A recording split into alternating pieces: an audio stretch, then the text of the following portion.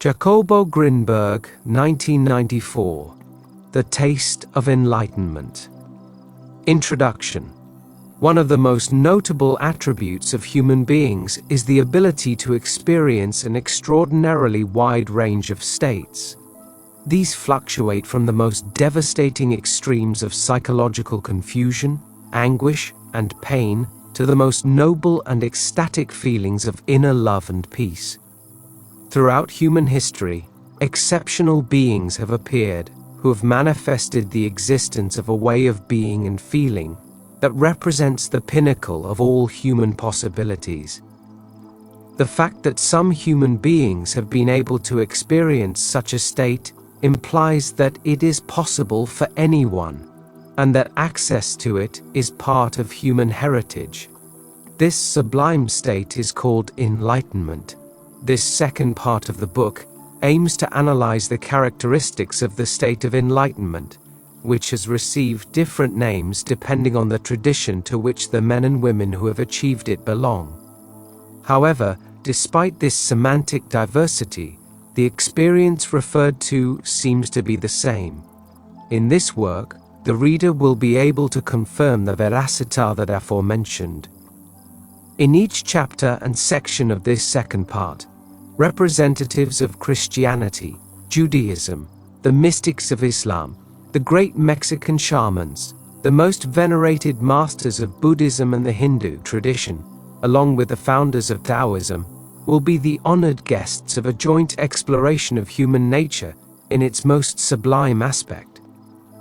On this journey toward our deepest essence, the considerations and discoveries of the new contemporary physics and psychophysiology will accompany the experiences of the mystics and contemplatives.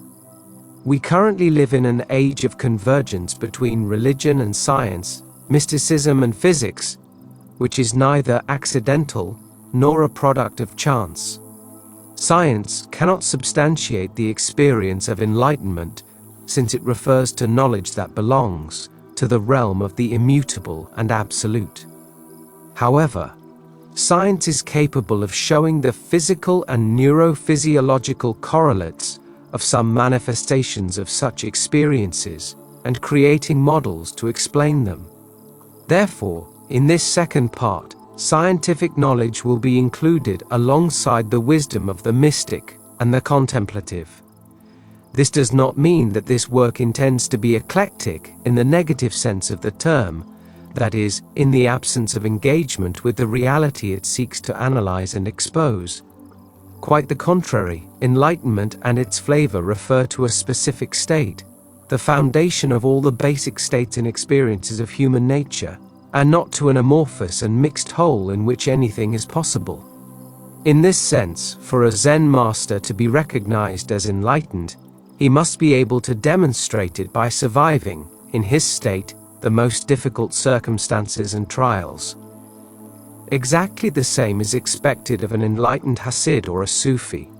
Enlightenment is the same as its taste.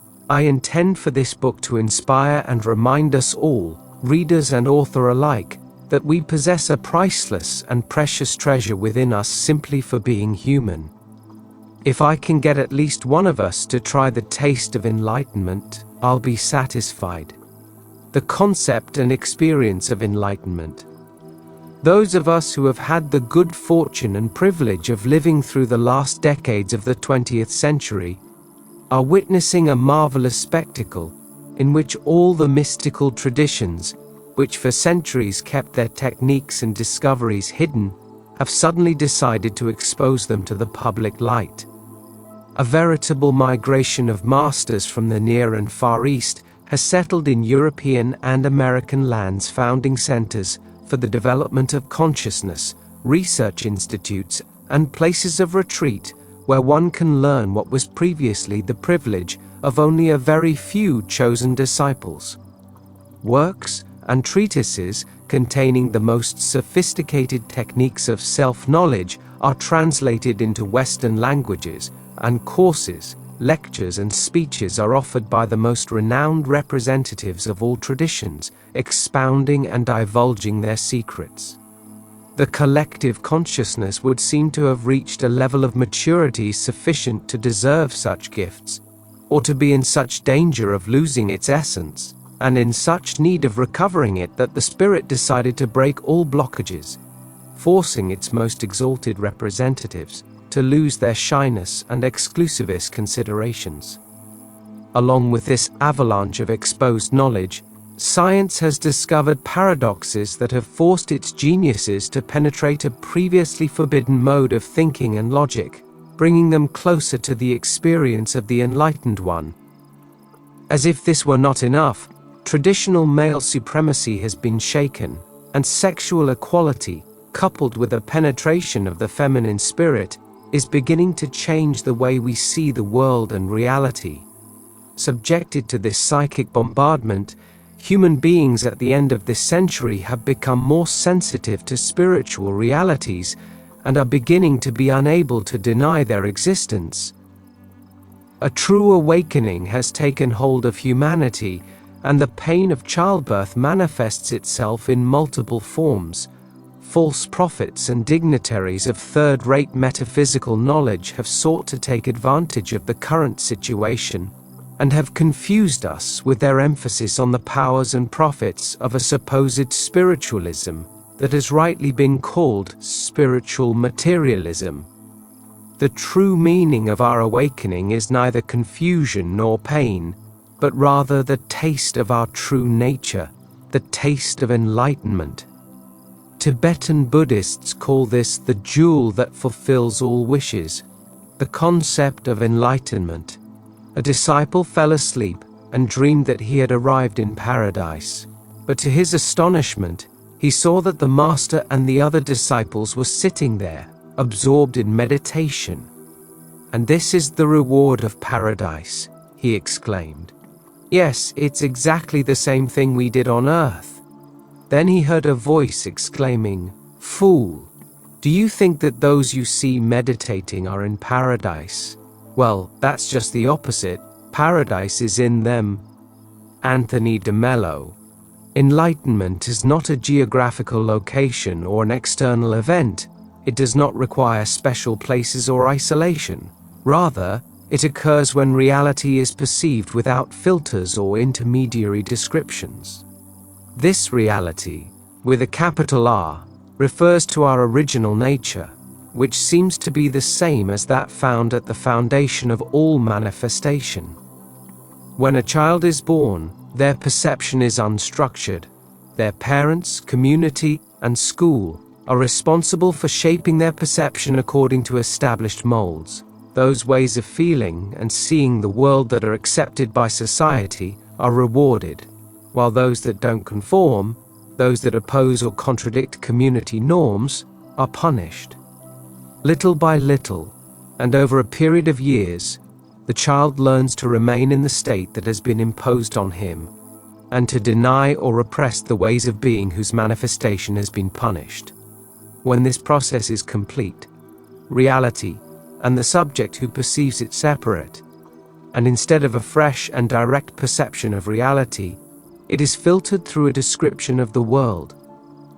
This description not only limits perception, but also transforms and accommodates it, making it congruent with the conceptual structures that have been internalized. The process of internalization makes the external controls associated with society's rewards and punishments unnecessary. The subject has become a defender and exponent of the same structures that now operate within them without them realizing it. In other words, reality is confused with a learned structure and description, and the latter becomes fixed and considered the only valid one.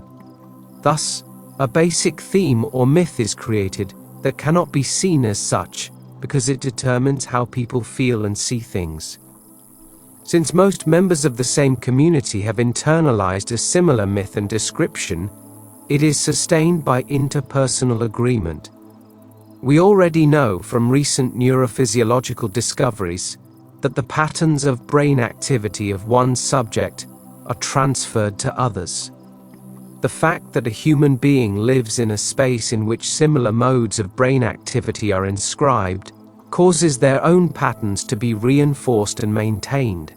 In an experiment published in the 1980s, the author of this work, and E. Roy John of the Brain Research Laboratory in New York City, demonstrated that the expectations a subject has about the reality he perceives determine changes in his brain activity in accordance with those expectations, the descriptions and conceptual structures he possesses, and not with reality.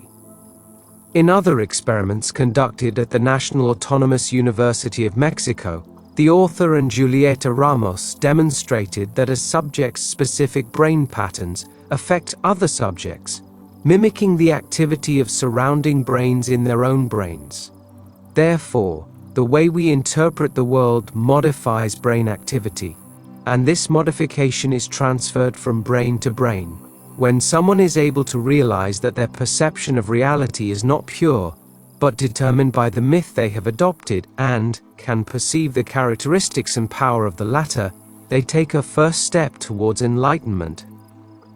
The state of enlightenment involves the disappearance of all filters in perception, both of the environment and of oneself. This disappearance eliminates any preconception or structure of separation between the subject and reality. Therefore, the state of enlightenment cannot be described, since it transcends linear reasoning. If one could annihilate oneself even for an instant, I say even less than an instant, everything would be one's, together with all that is in oneself. But as long as in any degree your mind is on yourself, or on anything else, you will know as little of God as my mouth knows of color, or my eye of taste. Just as little do you know what God is. Meister Eckhart. The annihilation Eckhart refers to is the myth of identity sustained by introjected structures, those we mistake for our true nature and which we share with human beings, who, like us, have been educated in a similar way, and who therefore also perceive us in a similar way. Epoch mode is the specific set of energy fields that humans perceive. Epoch determines the mode of perception. It determines which particular set of energy fields, out of an incalculable number of them, will be perceived. Handling the epoch mode, that select set of energy fields, absorbs all our strength, leaving us with nothing that can help us perceive other energy fields, other worlds. Don Juan Matus. But enlightenment not only determines a change in external perception, but above all a discovery about the nature of the perceiver, and an intimate contact with a pure and unbound self. Buddha is the pure self, Lama Lahundup. Personal identity undergoes a true expansion during the development process leading to enlightenment.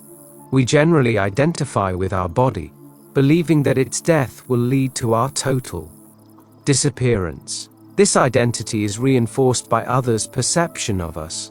However, this identity is illusory and does not correspond to our essential nature. As for my own actualization, these days it is truly creative and destructive. I play with miraculous transformations, penetrating all circumstances, and wherever I am, I have nothing more to seek. Circumstances are no longer capable of changing me. If students come looking for me, I go out to see them. They don't see me. So I dress in all kinds of garments. The students immediately begin to speculate about them, taking them at their word. All this is very sad. Blind and shaven-headed, men without eyes, they depend on the garments I wear, green, yellow, red, or white. When I take them off and put on only the garment of purity, the students see a reflection and gather together in joy, and when I undress, they are disillusioned and run away in surprise, fright, and complain about my nakedness. So I say to them, do they really know me, the one dressed in all these garments? And suddenly they turn their faces and recognize me, Rinzai Gigan. The body, the mind, and the emotions are all garments of the true self, which is clothed in them but located in a place outside of space and time. beyond all concepts and explanations. Contact with who we truly are is enlightenment. In it, individuality does not disappear, but expands to encompass everything. All Buddhas and all sentient beings are none other than the one mind outside of which nothing exists. This mind, which is beginningless, birthless, indestructible, it is neither green nor yellow, and possesses no form or appearance. It does not belong to the category of things that exist or do not exist, nor can it be thought of in terms of new or old. It is neither long nor short, large nor small, for it transcends all boundaries, measures, names, lines, and comparisons. It is what you see in front of you. Begin to reason about it, and you will immediately fall into error. It is like the boundless emptiness that cannot be measured. The one mind itself is the Buddha, and there is no difference between Buddha and sentient beings, except that the latter are attached to forms and seek within for Buddhahood. By merely seeking it, they lose it, because it involves using the Buddha to seek the Buddha, and using the mind to find the mind. Even if they try their best, they will not be able to achieve it.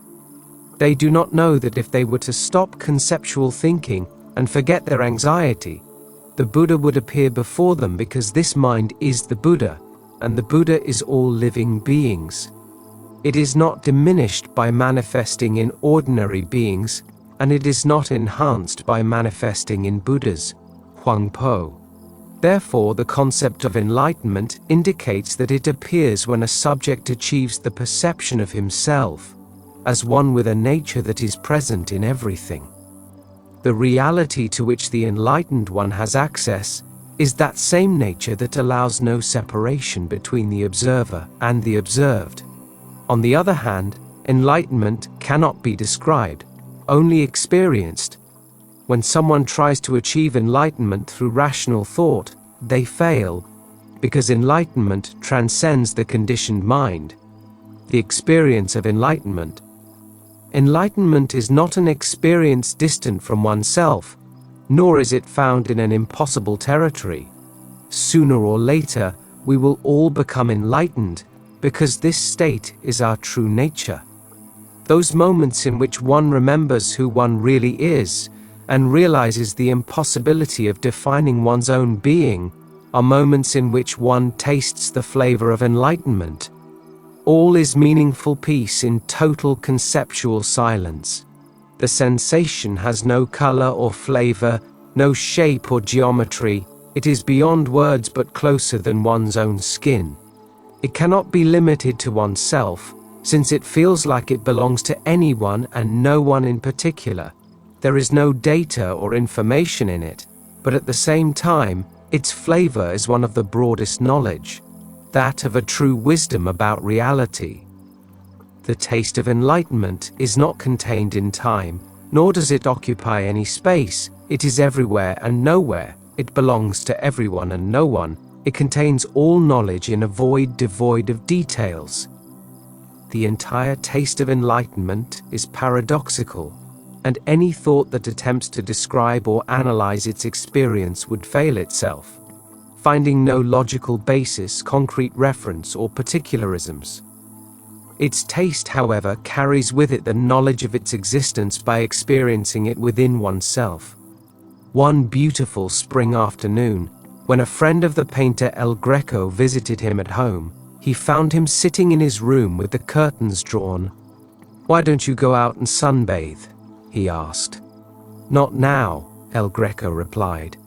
"I don't want to disturb the light that shines within me." Anthony de Mello. The vision of the global, the broad and the expansive, is characteristic of the enlightened. However, the taste of enlightenment is equally felt when faced with a tiny drop of water or the perception of a galaxy. It doesn't depend on external stimuli to be activated, but rather on an experience that no longer recognizes dichotomies. For him, things simply happen. Do not say, "all are conscious." Say, "there is consciousness, in which things and events appear and disappear. Our minds are only waves in the ocean of consciousness. As waves they come and go, As an ocean, they are infinite and eternal. Know yourself as the ocean of being, the matrix of all existence. These are obviously metaphors. Reality is beyond description. You can know it only by becoming it. When you are bound by the illusion, I am this body, you are only a point in space and a moment in time. When the identification of the self with the body ceases to exist, all space and time are in your mind, which is a mere wave of consciousness, which is awareness reflected in nature.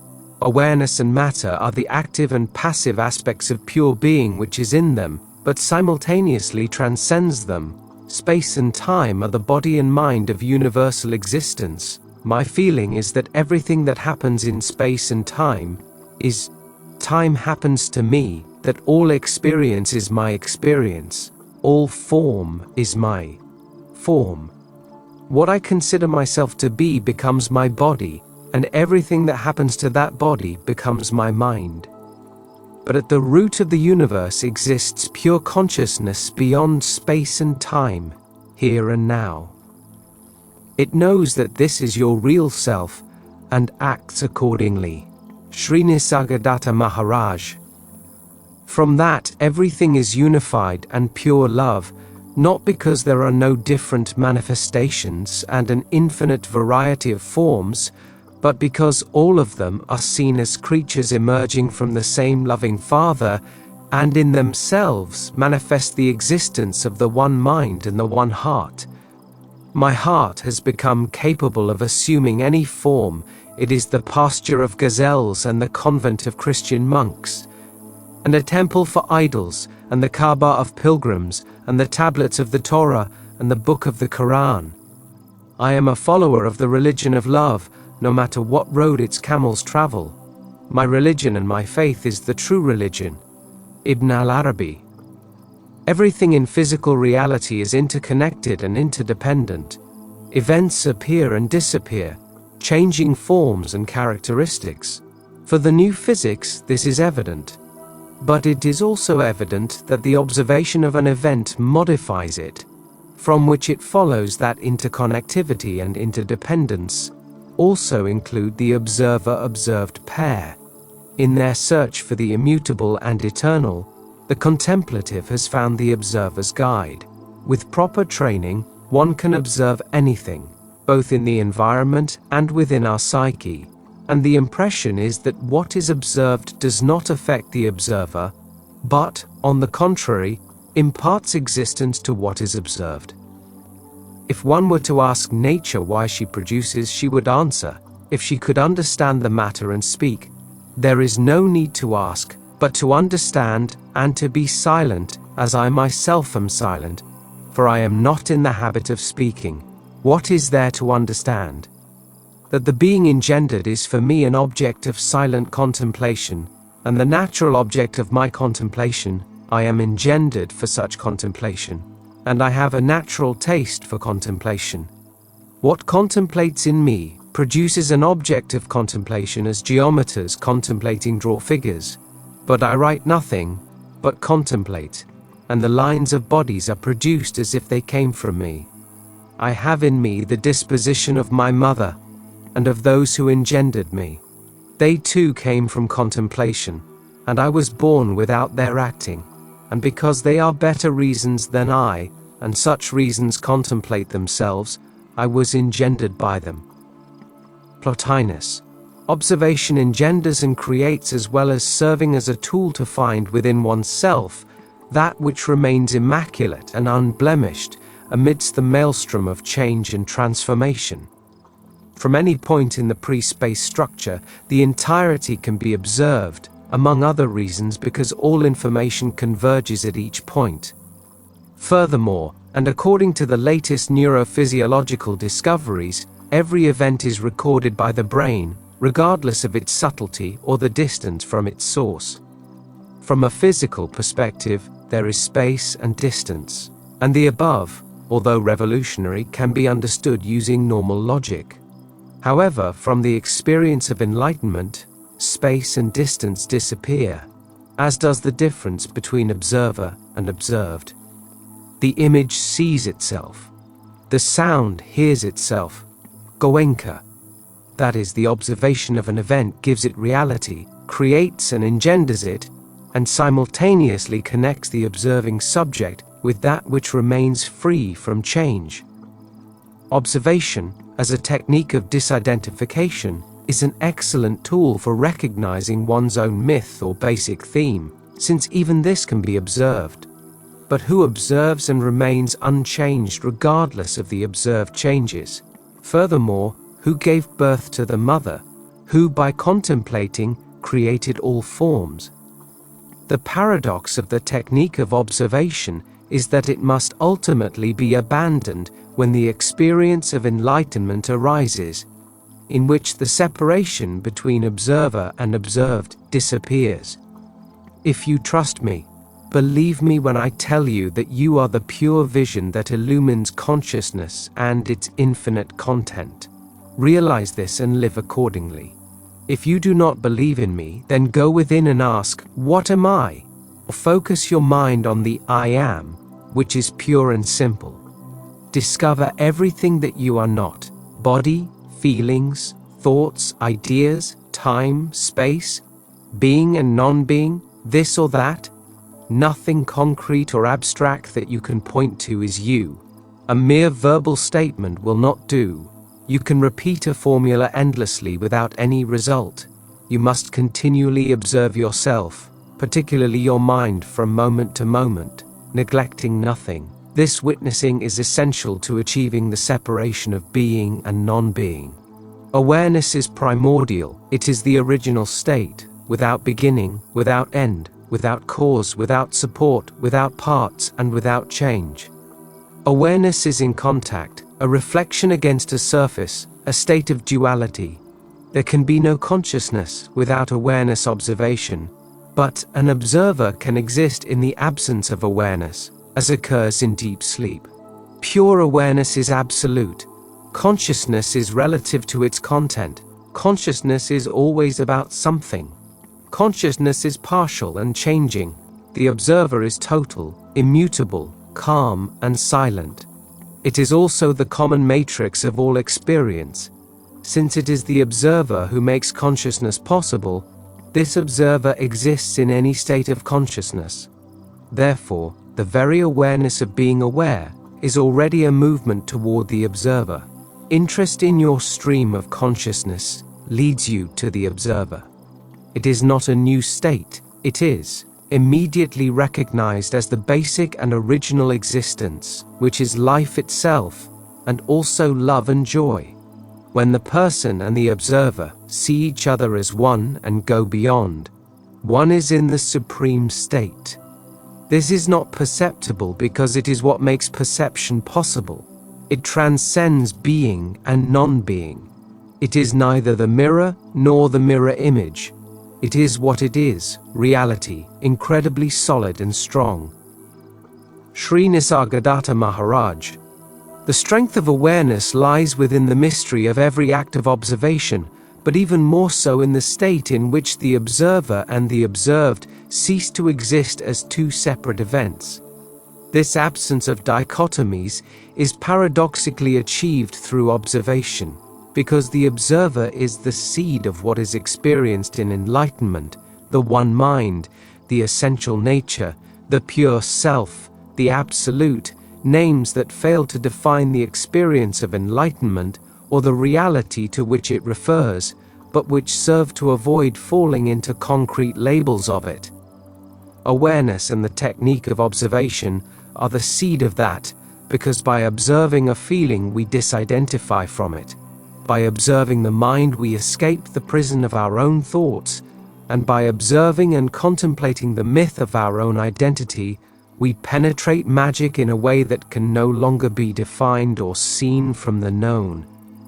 The entrance to the magic of reality occurs when everything known disappears. In Mexican shamanism, the technique used to achieve this is called silencing thoughts. In Patanjali Yoga, it is called inhibiting all fluctuations of the mind. In both traditions, the attempt is to eliminate the filters between the observer and reality, in order to dispel all known descriptions of it. Since this is not a treatise on techniques for achieving enlightenment, I don't have the space to enter into a discussion about how to achieve the disappearance of the intermediaries of perception. However, I cannot resist the temptation to mention that these only vanish if they are first accepted, loved, and known. When this happens, simply observing them is enough to transcend them. The observer is beyond all description and filtering, so the possibility of observing the theme of identity already involves placing oneself outside of it and penetrating the magical world of the absence of intermediaries between the subject and reality. The sensation that occurs when one transcends the known description of the world is one of wonder, ignorance, and magic. The further one advances, the less one knows. Lao Tzu. However, it is not the same ignorance that exists at the beginning of the journey. It could well be called enlightened ignorance, because in Ala, one is aware of the magic of the world and the impossibility of explaining it. Similarly, one sees oneself in enlightened ignorance, because at every moment one is new to oneself. The knowledge of one's own ignorance is closer to the experience of enlightenment than the ignorance of knowledge itself. No more, no less. Everything that the imagination can imagine and the understanding can receive and understand in this life is not, nor can it be, a close means to union with God. St. John of the Cross. The disappearance of the intermediaries of perception would not lead to the experience of enlightenment if it did not exist. In a world without light, it would be useless for a newborn to open its eyelids. In Mexican shamanism, it is affirmed that all a person of knowledge needs to access the spirit is to conserve his or her energy. If the spirit did not exist, any saving of energy would be of the slightest use. Similarly, if enlightenment were not a truly existing state, associated with the existing essential nature, then eliminating the obstructive filters would only lead to absolute chaos. Reality must exist, otherwise, the idea of experiencing it would lead to the void of non-existence. This reality, according to the greatest traditions, is one and at the same time found in all things. When the 10,000 things are seen in their unity, we return to the origin and belong where we have always been. That is, hear, O Israel, the Lord our God, the Lord is one. The Bible. The taste of enlightenment is the experience of unity. The beloved is all in all. The lover filters only him. The beloved is all that lives, the lover is a dead thing. Jalaluddin Rumi. Therefore, because it is found in each of the 10,000 things, reality and its experience, enlightenment, is found both in everyday life and in monastic isolation, because it is found within oneself. The myths of identity and the magic of reality. Systematically, yoga teaches man to search for divinity within himself, step by step and efficiently. He ceases to identify with the external body and approaches the inner self. He proceeds from the body to the nerves, and from the nerves to the senses. From the sense organs he penetrates to the mind, which controls the emotions. From the mind he penetrates to the intellect, which guides reason. From the intellect his path leads to the will, and from there to consciousness, chitta. The last step is the awareness of his self, his real self, Atma. Before exploring the unknown Atma, the apprentice must learn to know his body, mind, intellect, and ego, which are known. When he knows the known in its totality, it unites, penetrating the unknown like rivers that flow into the interior of the sea. At that moment, he experiences the most sublime state of bliss, Ananda. Yoga is the union of the individual self, Jivatma, with the universal self, Paramatma, BKS Iyengar. In the absence of a fully realized master, life teaches us the illusion of attachments and the dangers that arise from partial identifications. Guidance undoubtedly exists because, whether we like it or not, we all share the same being, and this being possesses the power and the direction of a development that, when blocked, reacts. The reactions of the power to obstructions are experienced as deaths. Mexican shamans call death the tumbadora and see it as a counselor and ally. This is not primitive masochism, but the ultimate wisdom.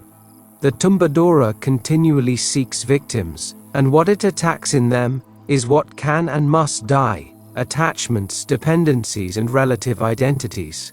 When it attacks, the sorcerer recognizes in this act the most sublime advice. It tells him what he must abandon in order to be reborn.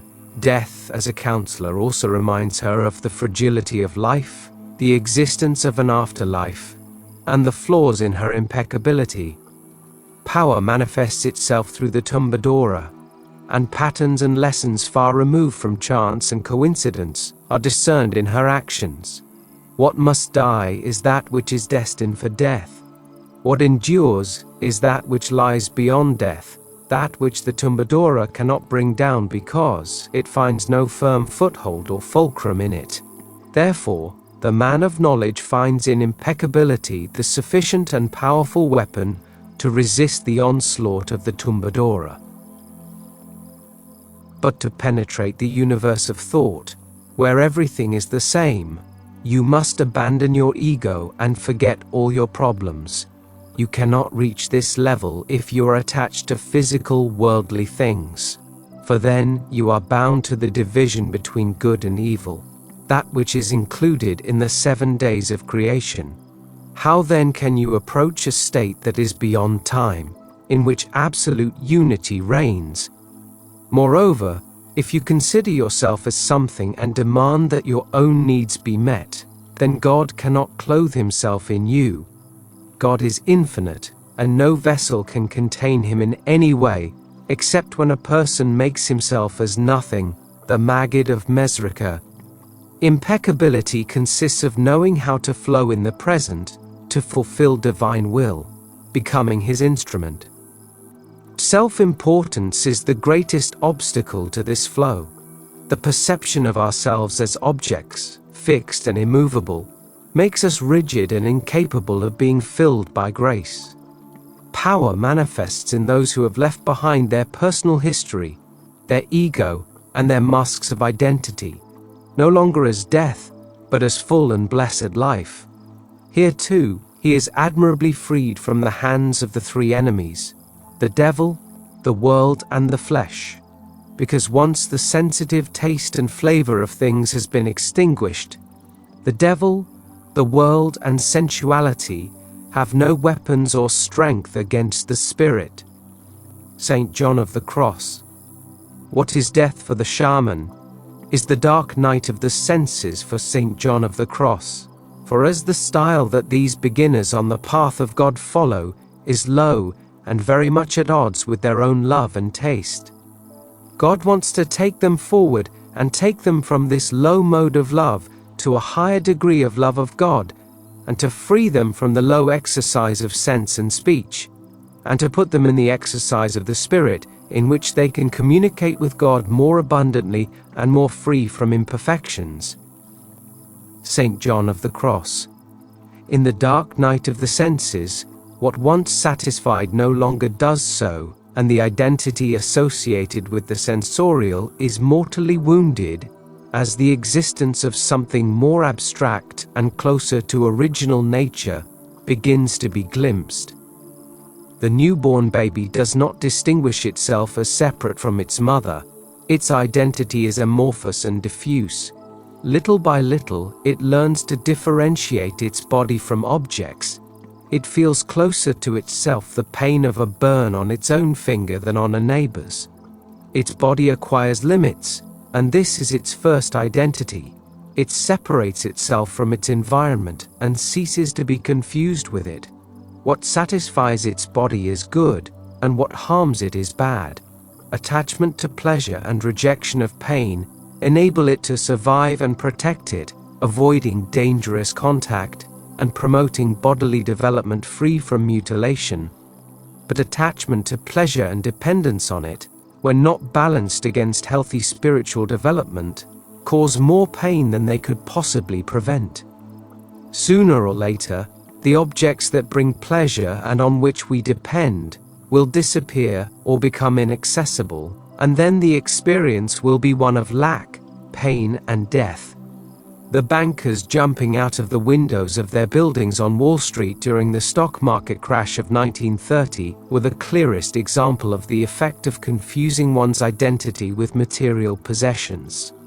No matter the level of abstraction of the object on which one depends, be it money or ideology, when the self becomes confused with its presence, its absence is experienced as a death.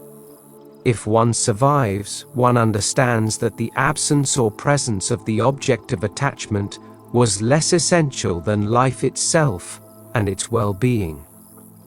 From death to death, one begins to glimpse something free of dependencies, something that always remains and does not change. At the height of mystical knowledge, one discovers that only God is enough, Saint Teresa of Jesus. And, to come to taste everything, desire to have taste in nothing. To come to possess everything, desire to possess nothing. To come to be everything, desire to be nothing. To come to know everything, desire to know nothing. St. John of the Cross. The absence of concrete identities is not a lack of individuality. On the contrary, and as I mentioned earlier, the process leads to an expansion in which the self, which initially identified with the body, possessions, sex, money, emotions, physical beauty, thoughts, etc., begins to encompass everything and nothing at the same time. During this expansion, awareness of the magic of reality begins. The decision on the number of deaths needed to leap from a structured conception of the world to another in which it begins to be perceived as different, fuller, expanded, and more magical depends on power. Each person has their own path, and the paths they follow are unique and unrepeatable. The saying goes, God loves most those he punishes most. Interpreted in light of the process of death and detachment, it means that those who have had to transcend the greatest number of dependencies will go further in their experience of themselves and in their ability to discover and enjoy the magic of reality. The latter is there, all present, without needing to be created, but contemplated, because reality itself should rejoice when someone becomes capable of perceiving it as it is, without distortions or filters. This is what human beings feel when they have the great fortune of being loved as they are, without conditions or masks. Unconditional love is all-giving. The person who truly loves expects nothing in return, not even reciprocation of their love. To perceive the magic of reality, they must love themselves in the same way, without expecting restitution for that love. It is a law of existence that whoever has struggled to achieve something without success obtains it the moment they abandon desire. It is as if the latter acts as a blockage, like an energized wall that impedes fluidity. The moment the wall falls, then if the power so decides, the desired appears without obstruction. Some sects have used this rule to achieve their goals, to desire without desiring. However, as a proactive methodology, its use is unambitious, since it structures its own limits and bases them on very diminished considerations regarding what happens when the abandonment of desire is real. There, what must happen happens. And whoever has understood that perfection exists in reality as it is, never ceases to be amazed by the synchronicity and exactitude of everything that happens. This is part of the magic of reality and its beauty. A certain level of identity implies a specific filter of reality. All those who share this level relate to each other and, so to speak, solidify their vision, forcing the reality band with which they interact to follow their dictates and conform to their structure. The solidification of an identity can even become territorial. The so-called national character is nothing more than an identity shared by a community within its own territory, sustained by a common history and a series of symbols and customs. The quality of matter depends on the quality of consciousness. An expanded vision of reality possesses greater quality than a rigid and limited perception of it. Reality presents itself in multiple forms, but which of them is more real than the others? All are real, but they differ in their quality and their magic. First world societies, absolutely predictable, in which everything is programmed, secured, and perfectly calculated, have lost their faith and brook no deviation. They suffer from technological hypertrophy and notable spiritual underdevelopment. Societies with technological underdevelopment maintain their faith and accept unpredictability. Life in them is more exciting and magical. The natural life of primitive peoples was replete with magic. Everything within them possessed life and consciousness. In contrast, in the industrialized cities of the West, a sharp boundary exists between mind and matter. Non-life has spread within them, and their inhabitants have ceased to abide by the Hasidic dictum that gives meaning to existence. Man's mission is to rescue consciousness from all matter. The result of alienation is terrifying. Suicide, drug addiction, and boredom. When a human being stops finding meaning in their existence and begins to see everything as repetitive and habitual, they have at least 4 possible options. The first is suicide. This is the worst strategy, since the consequences for that survives after bodily death are disastrous. The second option is to accept the non-existence of being and settle for nothing. Those who choose this option are the favorite clients of transnational pharmaceutical companies. Buddhism calls the third option taking refuge. The dissemination of knowledge and development techniques I referred to at the beginning is a reflection of the decision of power to offer the only loving alternative for those who have lost all hope. Taking refuge results from an act of utter desperation. Nothing satisfies and nothing fulfills. All the promises of the technological revolution have been lived to the hilt, and none truly satisfy the most valid human longing. The quest to find real meaning in life, love, motivation, and joy has not been fulfilled. Those who have been fortunate enough to reach the depths of despair without resorting to the first 2 options, and without ending up with the fourth, drug addiction, and the resulting neuronal death, by taking refuge in some genuine spiritual tradition, open themselves to the possibility of rediscovering their true essence and nature. The magic of reality manifests at the subatomic level. Physicists have described paradoxes such as the ability of the same particle to pass simultaneously through 2 separate orifices, yet through neither at the same time. A series of recent experiments demonstrated that if 2 particles interact or emerge from the same radioactive emitter and later separate in space, the change in one particle causes a similar change in the other. This effect appears to be instantaneous, thus contradicting all common sense concepts of time and space.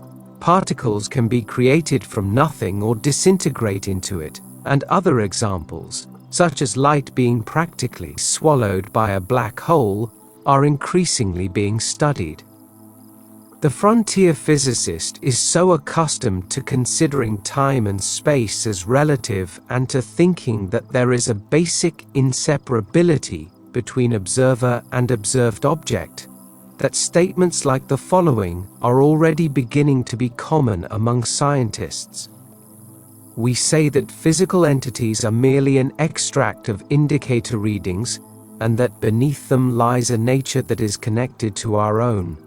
One of the most ambitious aspirations of physics is to find the basis or foundation of every energy field and every material particle. Albert Einstein devoted the last years of his life to this unsuccessful search for the unified field.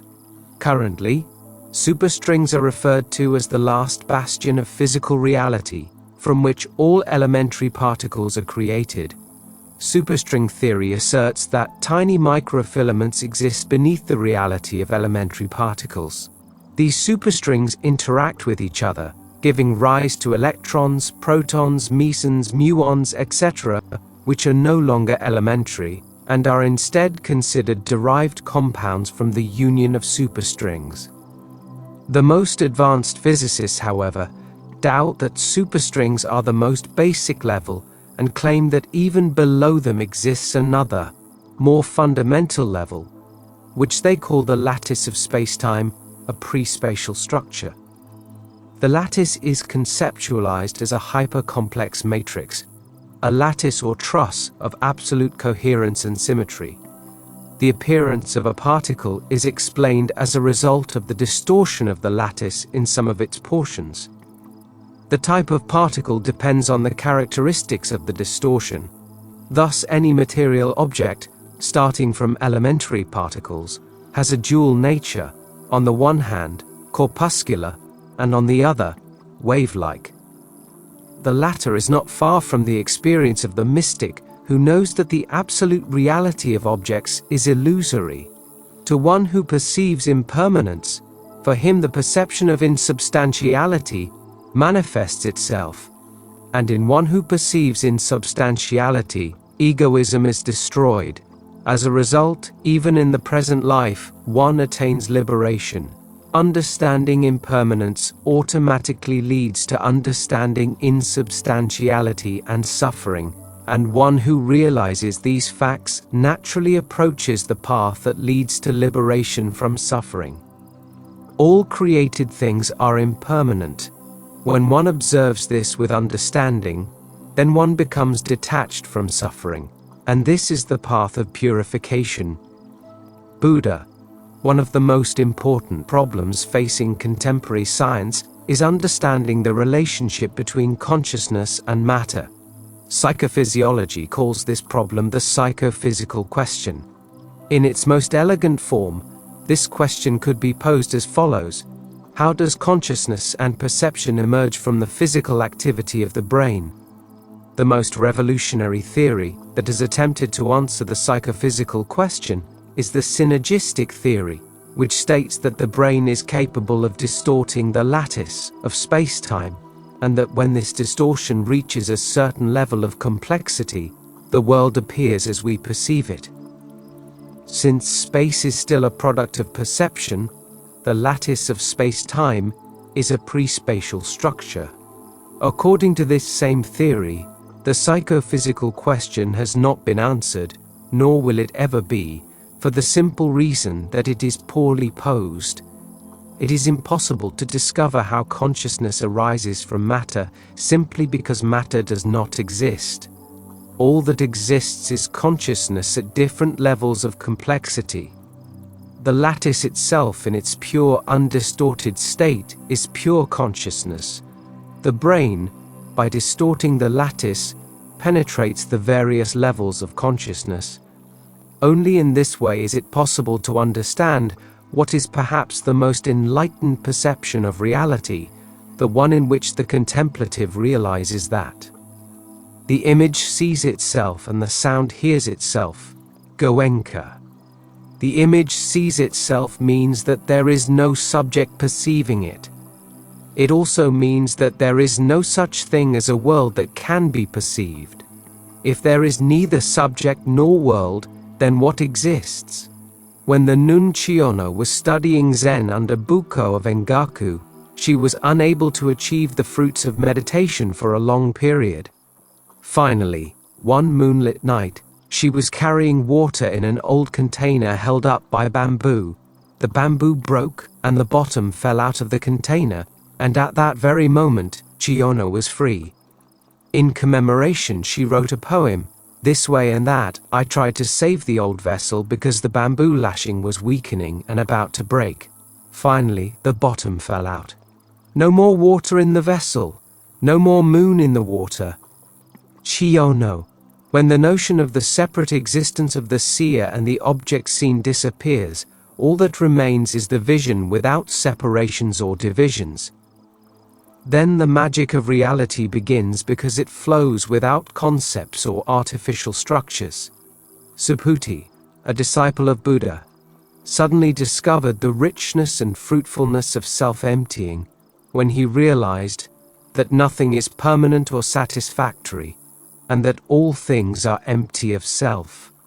And in this mood of divine emptiness, he sat, entranced, in the shade of a tree, and suddenly flowers began to rain down around him. And the gods whispered to him, "We are enthralled by your sublime teachings on emptiness, but I haven't said a single word about emptiness." "That's true," the gods replied, "neither you have spoken of emptiness, nor have we heard you speak of it. That is the true emptiness." And the shower of flowers continued to fall. All traditions have intuited that the indispensable operation for achieving the perception of reality is the attainment of emptiness. However, each has used a different technique to achieve the same goal. In classical Patanjali yoga, this emptiness is achieved through control. Yoga is to prevent, by control, the substance or fundamental element that constitutes the mind chitta from taking various forms vrittis, patnayali. In Mexican shamanism, the technique consists of ending identification with the material. In medieval Christianity, represented by Meister Eckhart, begin therefore first with yourself and forget about yourself. If you do not get rid of yourself, then whatever else you put aside will continue to encounter obstacles and unrest. People search in vain for peace, believing that it is to be found in the outside world, in places, people, techniques, activities, or in the world's struggle, in poverty and humiliation at whatever level. But they will not find peace in this way. They are searching in the wrong direction, and the more time they devote to this search, the less they will find what they yearn for.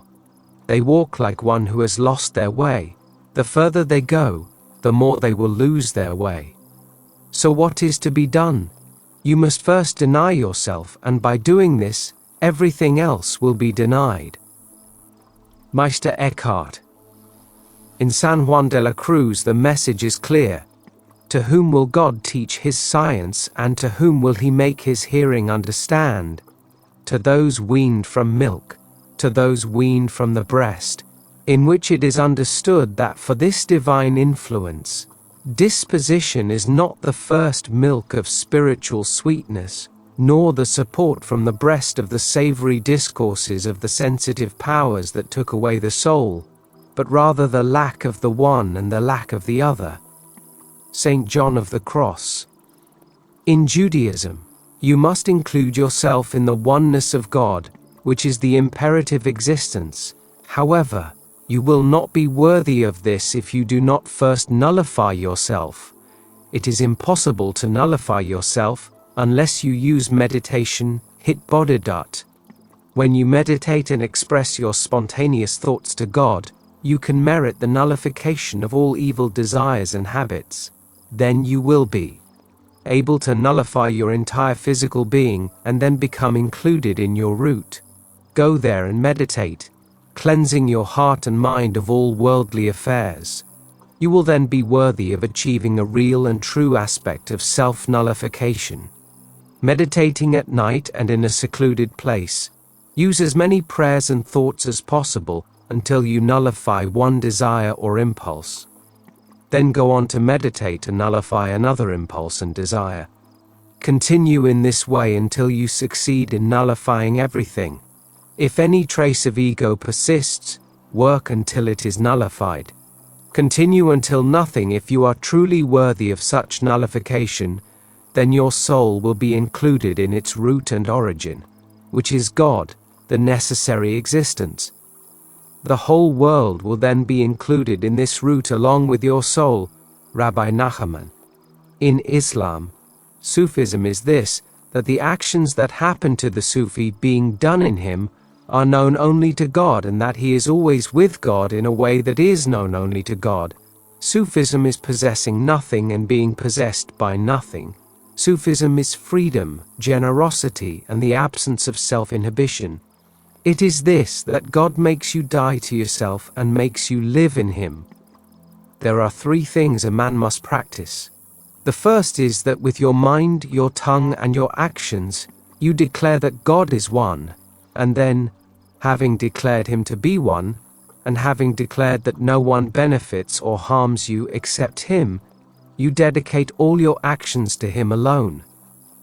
If you perform even a single act for the benefit of another other than him, your thought and action will be concepts, because the motive for acting for the benefit of another must be either hope or fear, and when you act out of hope or fear of anyone other than God, who is the Lord and sustainer of all things, you have adopted another God to honor and worship.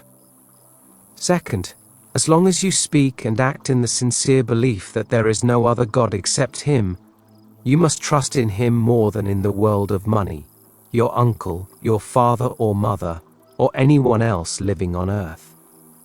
Third, when you have established these two things, namely, sincere belief in the oneness of God and faith in him, you are obliged to be content with him, and not get angry at anything that mortifies you.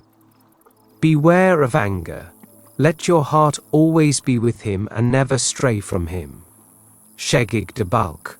In Zen Buddhism, O venerable sirs, you must recognize the man Jen who plays with these shadows, who is the source of all Buddhas and the refuge that followers of the path take wherever they are.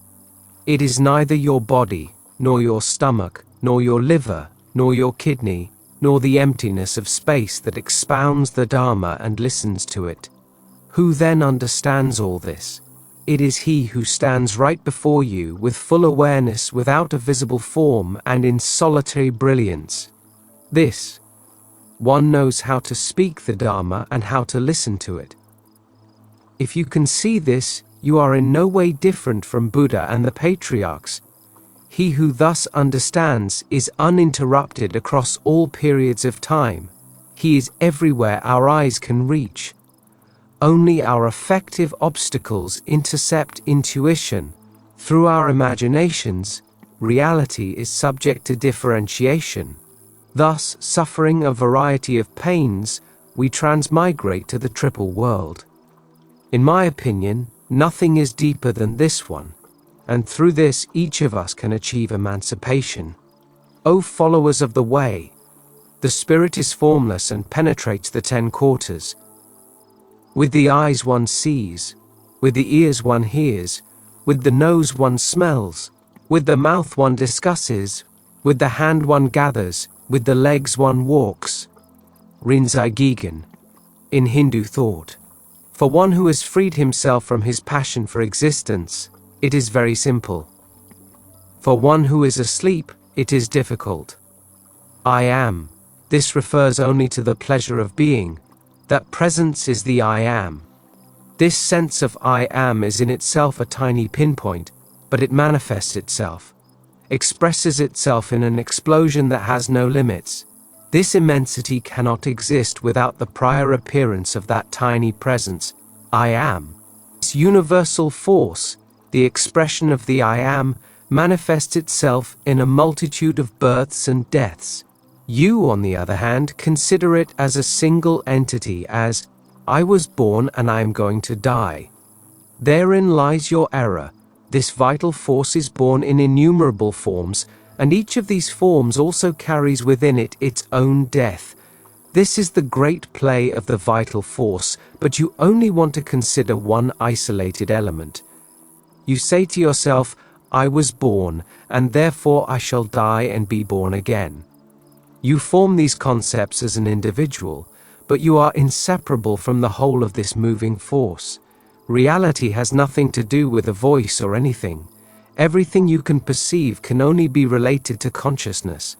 When you say I meditate, it is, once again, consciousness that meditates, because when you have united with your true nature, you will no longer need to meditate. Being nothing, you can do nothing. Non-action is your very nature. It has its own light. Such self-luminosity is nothing other than self-luminosity. The movement of consciousness is always from the past to the future. Consciousness cannot be anchored in the present. In this continuous passage from past to future, it passes through the instant we call the present. This consciousness itself, which has neither past nor future, is reality. Sri Nisargadatta Maharaj. This similarity among all traditions means that the experience they identify as their goal is the same. This goal, however, is at the same time the beginning. All the great enlightened ones agree on this consideration as well. Therefore, in Judaism, the state of enlightenment is called Ein Sof, which means without end. That has no end, that is both goal and beginning, is recognized as reality when it is perceived. The filters of reality and their psychophysiology. I regard the positions of kings and rulers as if they were motes of dust. I observe treasures of gold and pure gems as handfuls of bricks and stones. I see the finest silk fabrics as threadbare robes. I perceive the multitude of worlds in the universe as tiny fruit seeds and the greatest lakes of India as a drop of oil on my foot. I perceive the teachings of the world as the illusions of magicians. I discern the most sublime conceptions of emancipation as the golden brocades of a dream, and I look upon the sacred path of the enlightened one as flowers appearing before our eyes. I see meditation as the pillar of a mountain. I contemplate judgments of right and wrong as the serpentine dance of a dragon, and the rise and fall of beliefs as the wreckage left behind by the four seasons. Buddha. At what level did the historical Buddha live in order to be able to perceive reality in the way he did? It seems as if the greatest enlightened beings the human species has ever produced could clearly see what the rest of us can only intuit or dream of. They have pointed out that the experience of reality is possible for anyone capable of leaving behind the filters and obstacles associated with ego, self-importance, identities, and the legacies of personal history and attachments. There has been much debate about whether this access to enlightenment can occur instantly or, on the contrary, requires a slow and patient process of purification. It has also been questioned whether there are genetic conditions that help or hinder its achievement. Regarding this second question, the answer is a resounding no. No matter where the candidate for enlightenment was born, what race they belong to, or what social class they come from, and there are ample examples of this from all cultures, we will all become enlightened one day. Regarding the first question, there is no agreement. There are examples of beings who, in order to achieve enlightenment, took years, trying different techniques and procedures until they found the key. The historical Buddha himself, born a prince into a royal family, decided to abandon all comforts and for years experimented with asceticism and bodily mortification alongside Hindu renunciants. He abandoned these practices when he discovered that they led him only to bodily misery and decided to meditate under a tree and continued doing so until he became enlightened or died trying.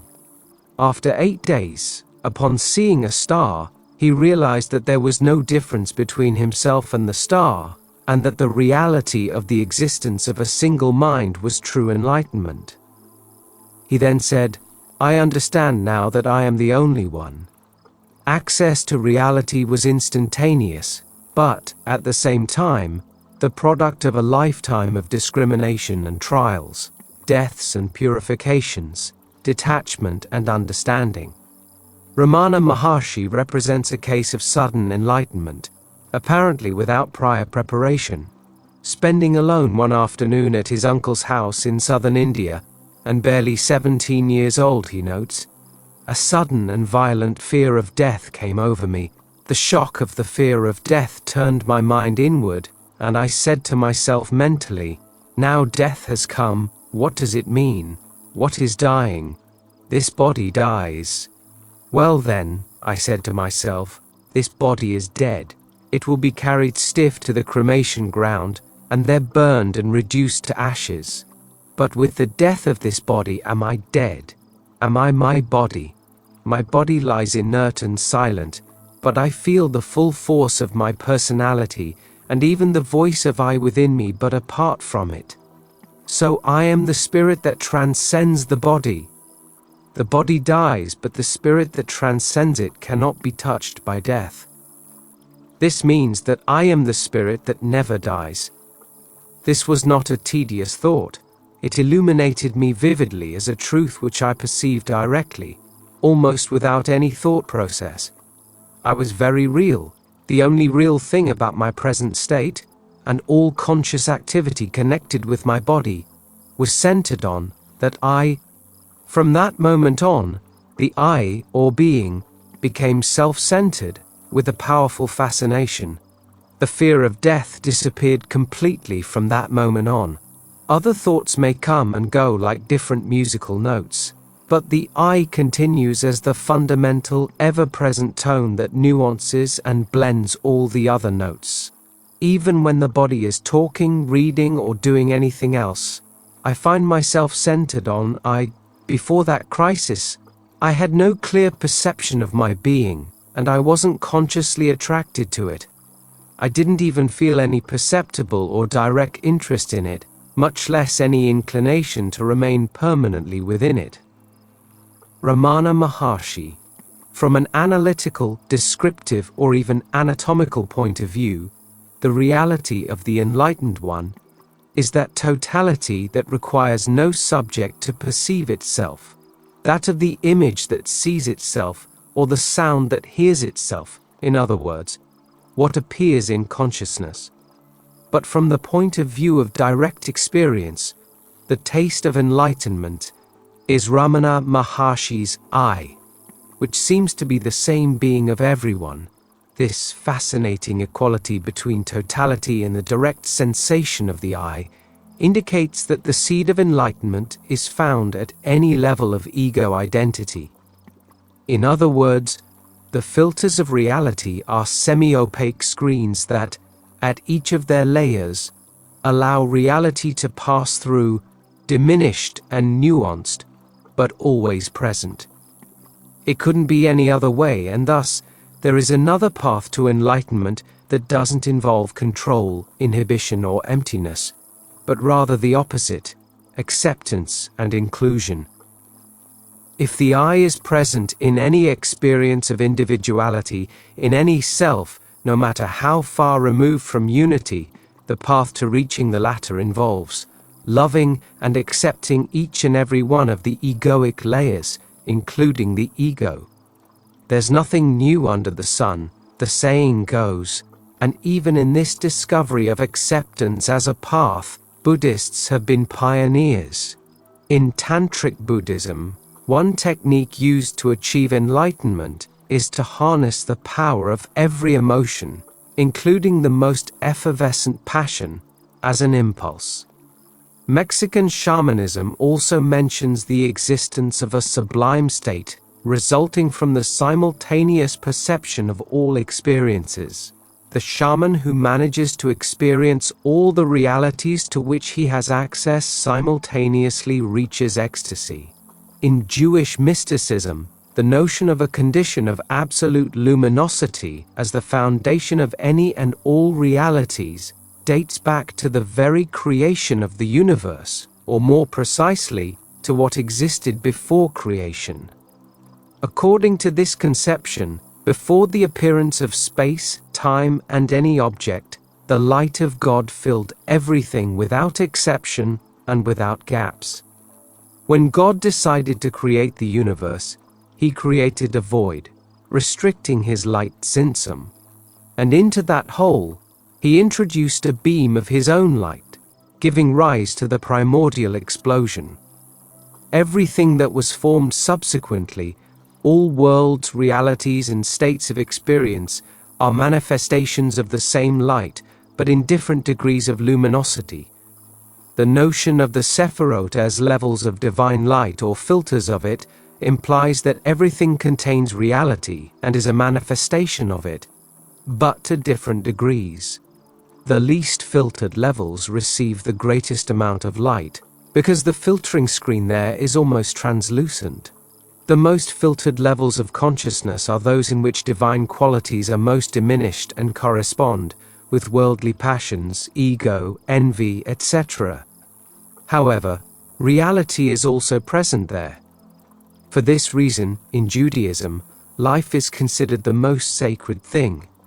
The notion that the seed of enlightenment and reality is found in every experience is the basis of the Dzogchen meditation system, whose technique consists of experiencing, in the meditator's immediate experience, the basic state of mind. This state is that of unconditioned and unfiltered reality. Something similar occurs in Mahamudra, another meditative system that affirms that the basic state of mind corresponds to reality and is itself self-effulgent. See Transcendental Meditation Techniques, Heptada Espana 1990, Jacobo Grinberg. The understanding that the reality of enlightenment is embedded in every experience and in every condition of existence, no matter how painful, has a purifying effect on daily life, which becomes sacred and an opportunity to experience and recognize within itself the taste of enlightenment. This will increase as the filters of reality are polished and transparent, until they become invisible when the emptiness of the self, the cessation of internal dialogue, and the disappearance of all structure are achieved. Reality will not change with this, but its perception will. Daily life will become magical and dazzling, and every event will exude the sublime existence of the divine light. Each era has developed different strategies for experiencing enlightenment and enjoying its flavor. In the past, it was believed that only by withdrawing from the world and becoming an ascetic could one advance on the spiritual path. Milarepa, the Tibetan poet-saint, lived his entire life isolated in caves, and whenever a community offered him sustenance and comforts, as long as he agreed to live with them, he would reject the offer, preferring a solitary life of complete freedom. Ramana Maharshi himself lived for most of his life in the caves located on Arunchala mountain in his native India. The rediscovery of acceptance and the understanding that reality is found in every experience means that, in the current era, isolation is no longer an indispensable condition for achieving enlightenment. Furthermore, history has bequeathed us the well-proven teaching that only those capable of maintaining their state under all conditions are truly enlightened. Those who are enlightened only in isolation demonstrate their attachment to it. The spiritual warrior of the late 20th century may find in the prevailing hectic and hyper-complex situation the greatest challenge for achieving their own development.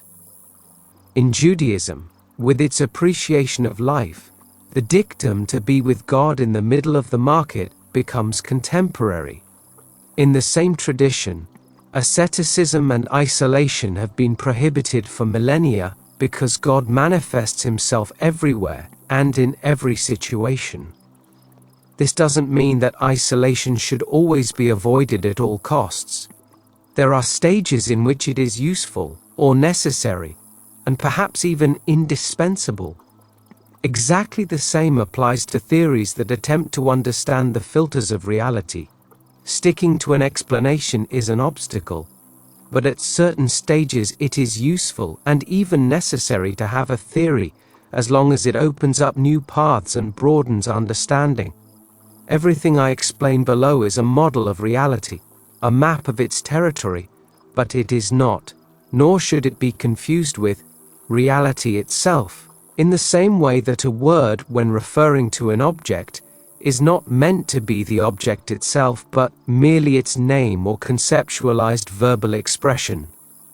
Nor can what follows be interpreted as the scientific foundation of enlightenment and its flavor, but merely as a theory that can help us understand both. The psychophysiology of reality filters. When the existence of filters is mentioned, one tends to think of specific obstructive screens located between a light source and an illuminated object. In the context of reality filtering, the above image is merely didactic and illustrative, but it is dangerous and concrete. Its danger lies in the assumption that a reality filter is something external and located somewhere in space, an object or entity with a life of its own. Its concrete nature makes it difficult to truly understand what a reality filter is. I said in the previous chapter that the lattice of space-time, in its most fundamental state, is pure consciousness without any content. Before any distortion, no trace of matter can be found in the lattice. Therefore, within it, there is neither gravitation nor time, but neither is there any object. Any elementary particle is a distortion, also elementary, of the lattice. A complex object is a distortion, also complex, of the same lattice. One of the characteristics of the lattice is its enormous capacity to concentrate information in each of its points. Another of its qualities is its infinite malleability, which allows it to assume any type of distortion, and its astonishing power of interconnection. These three characteristics make each of the points of the lattice capable of containing, inscribed in its energetic structure, the total information of everything that happens within it, that is, all its distortions. In more colloquial terms, this means that every point in the universe contains all of its information, and any event occurring in any given area will affect each and every one of its points. In other words, the universe has a holographic organization, and the lattice is its supporting pre-spatial structure. The human brain is also capable of distorting the lattice, and in fact, does so at every moment. The distortion that the human brain exerts on the lattice is so complex that no known instrument can measure or represent it, except the brain itself.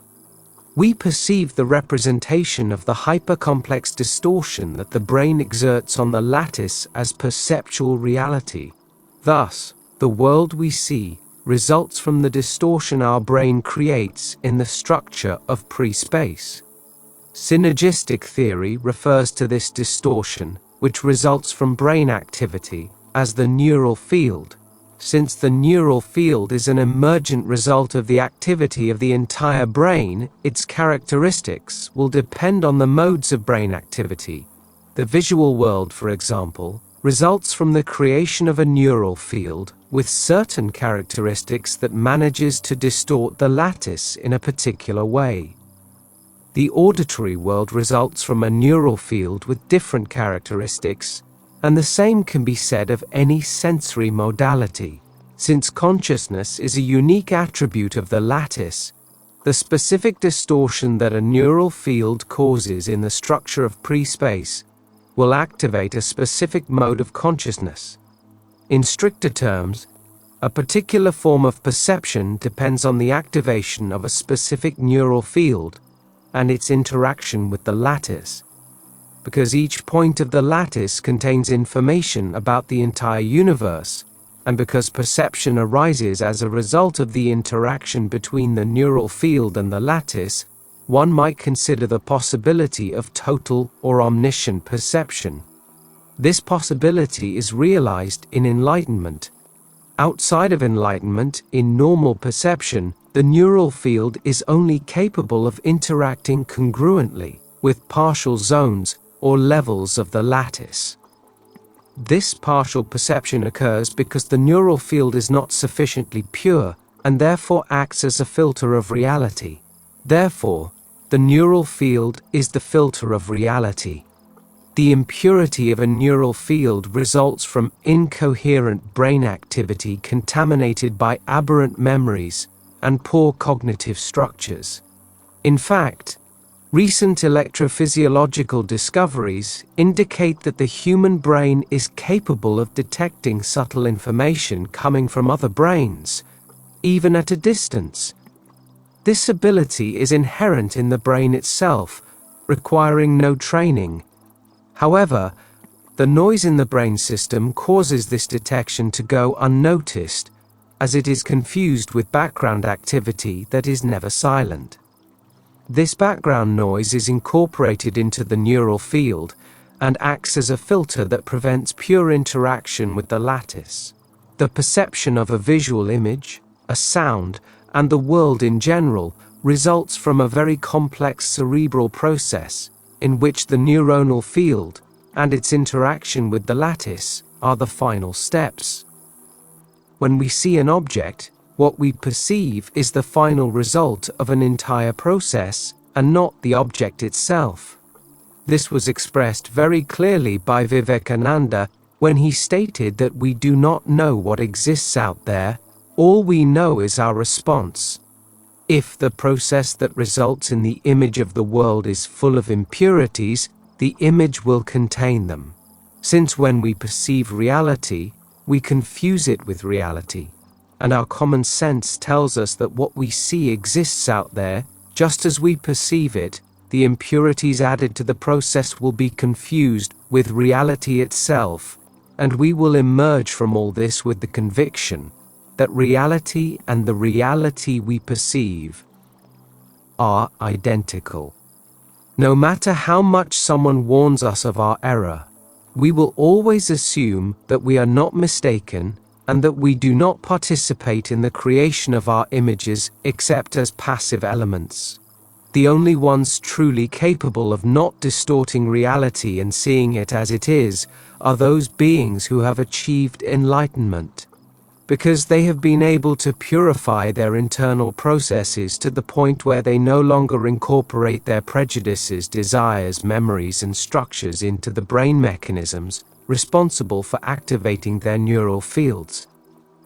As long as this incorporation continues, everything will be perceived as filtered and nuanced, whether by mood, personal importance, or any distorting structure. Precisely because of this, all traditions place so much emphasis on achieving emptiness or nullification, and what they refer to, as we have already seen, is the elimination of the cerebral garbage that robs the neural field of coherence. A neural field is more like the lattice in its pure state. The fewer coding errors there are in the brain activity that gives rise to it. We recently had the opportunity to record the brain activity of one of the most important Mexican shamans, Don Rodolfo, originally from Jalapa, Veracruz.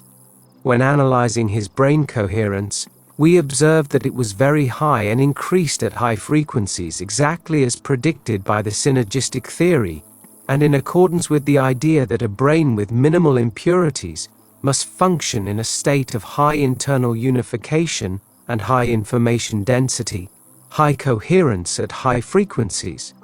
Just as in the prespatial structure, where each point contains information about the whole, there are circuits in the brain whose job is to unify information. Without this unification, neither language, thought, nor conceptual processes would be possible. The problem of brain contamination to which we have referred arises when altered or inaccurate data are added during the unification processes. The color red as seen is represented in the word red, and this does not present any distortion if, in the cerebral process of unifying the word red, no memories are incorporated in which red was associated with a painful event. However, if there are, the cerebral unification will contain distorting data that does not pertain to the red itself. Since the products of unification interfere with perception itself, through their incorporation into the neuronal field, and through feedback mechanisms, the latter will be affected, as there is confusion between the result of perception and the stimulus that produces it. The reality of red will be confused with the painful reality of red, and red will be perceived as such. Therefore, when one begins to become aware of the personal influences that color perception and is able to differentiate the personal distortion that is included in the act of perception from the perception itself, one takes a first step on the path to enlightenment. The brain's unification processes, when not distorted, are essential to the correct path that leads to the pure perception of reality, because the latter, for the enlightened one, is one. All diversity is simplified in the origin into an absolute and indefinable abundance. Everything is compressed as unity in its simple light, without any difference being discernible in it. Echad means that the Creator is equally present in all worlds. Yehid means that everything arises from Him, and although to our eyes it appears to be an abundant multiplicity, in Him, in the origin, everything is unity, even in His substance. All abundance comes from a single origin in which differences do not exist.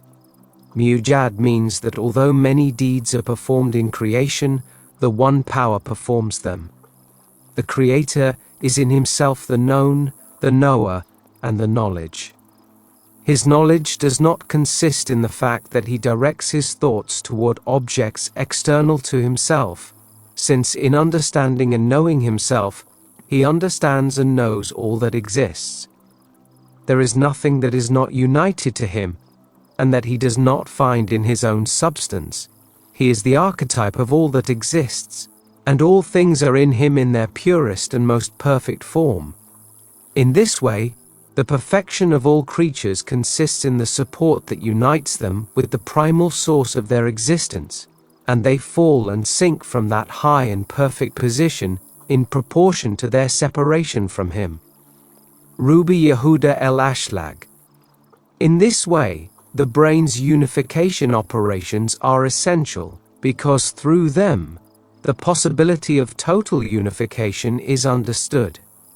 The neural field, on the other hand, is the experiential mechanism of unification, because, as part of the lattice, the experience resulting from it shares the same substance with the rest of creation.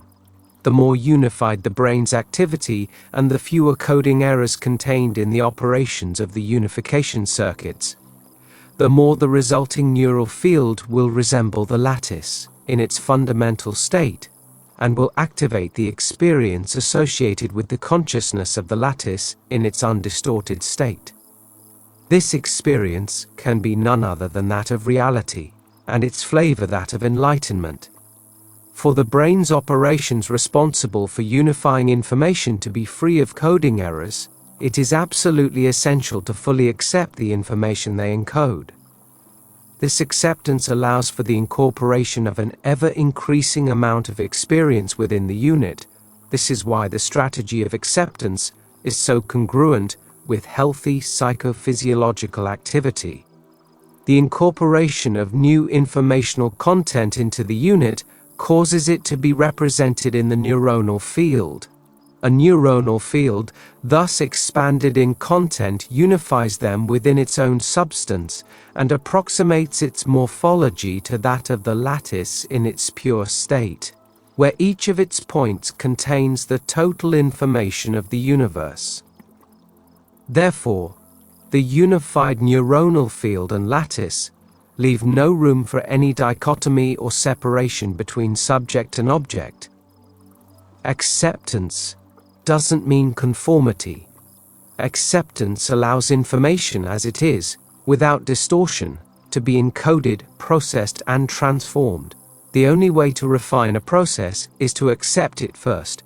And this also applies, above all, to the brain's processing of information and achieving adequate unification of it. The ego must be accepted, loved, and then forgotten. When total unification occurs, and the neuronal field ceases to differentiate from the lattice in its pure state, the neuronal field disappears, and what remains is pure consciousness. In this condition, knowledge, the known and the knower become one and the same, because in knowing and understanding oneself in this state, all that exists is understood and known. In any act of unification, the model and experience of total unification is found, albeit in diminished proportions. For example, all the movements made by the fingers of a master violinist are unified in the movement commands processed in the violinist's cerebral cortex. In turn, these commands are unified in the complex feeling associated with the musical theme being played at that moment. Likewise, this theme was unified in the original inspiration of the composer of the musical work. This first level contained, unified and concentrated in a simple and perfect unity, all the almost infinite variety of finger movements. Each level of unification is nuanced by a feeling. This sense of selfhood is similar across a continuum, ranging from the first glimmerings of identity in the infant, to the discovery of oneself in the adult, to Ramana Maharshi's I in the enlightened one. Each level of oneness contains the previous ones in a sequence of inclusion that culminates in the consciousness of unity. For this reason, each level of self contains the seed of enlightenment, and for this reason, acceptance of the previous levels is essential to achieving the expansion of consciousness.